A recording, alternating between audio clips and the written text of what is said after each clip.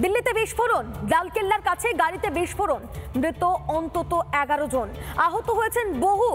বিস্ফোরণের নেপথ্যে কোনো রাসায়নিক বিস্ফোরণের নাশকতা যোগ? প্রশ্ন অনেক, তদন্ত চলছে।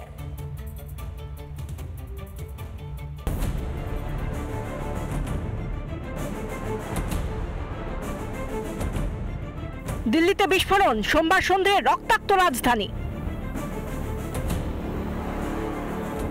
যাদের কাছ থেকে আরডিএক্স পাওয়া গেছিল তারা ডাক্তার পরিচয় দিয়েছিল এবং তারা doctor, actually MBBS pass doctor ছিল। মডিউল ধরপাকড়ের পরে জানা যায় যে বিপুল সংখ্যক আরডিএক্স ইতিমধ্যে নিয়ে আসার চেষ্টা হয়েছে এবং গোটা দেশে ছড়িয়ে দেওয়া হয়েছে।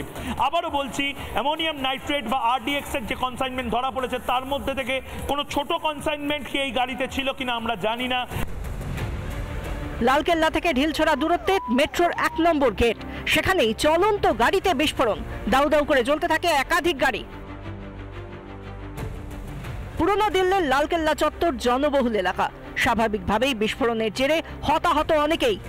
বিস্ফোরণের তীব্রতা এতটাই 200-300 মিটার দূরে ছিটকে পড়েছে দেহাংশ, চারিদিকে ছড়িয়ে ছিটিয়ে হাত পা ফুসফুস, রক্তের ছিটের চারিদিকে।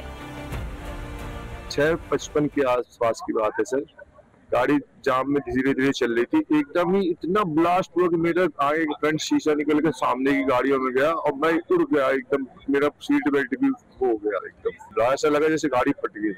सामने मौत पड़ी थी सर, एक मेरी गाड़ी के बगल में एक डेड बॉडी पड़ी थी, उसमें शायद हाथ पैर भी नहीं थे उसके।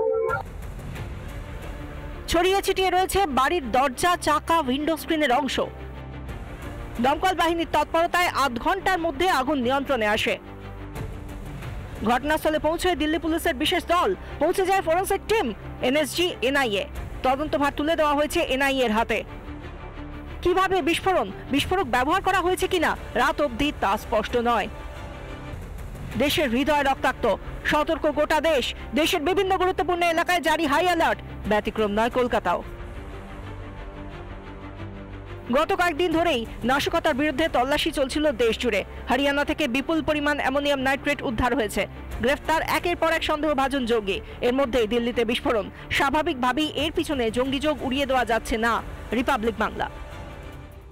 নানা ধরনের কন্টেন্ট দেখার জন্য লাইক করুন, শেয়ার করুন আমাদের ফেসবুক পেজ, সাবস্ক্রাইব করুন আমাদের ইউটিউব চ্যানেল।